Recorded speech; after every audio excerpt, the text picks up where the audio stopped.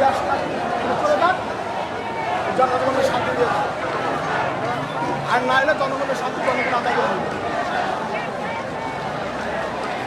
আপনারা জানেন ওই যে আগুন ধরেছে সব ছাত্রলীগ,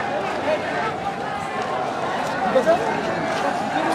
এই কিছু হাসপাতালের ভিতরে ছাত্রলীগ আগুন ধরাইছে, যুবলীগ ধরাইছে, স্বর্ণলীগ। এই পিজি হাসপাতালের ভিতরে ছাত্রলীগ আগুন ধরাইছে।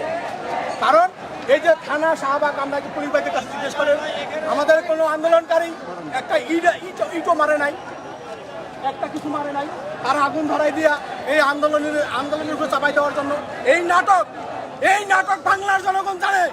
এখন তারা বুঝতে পারে যে জনগণ তারা কি করে, এইগুলা খায় না।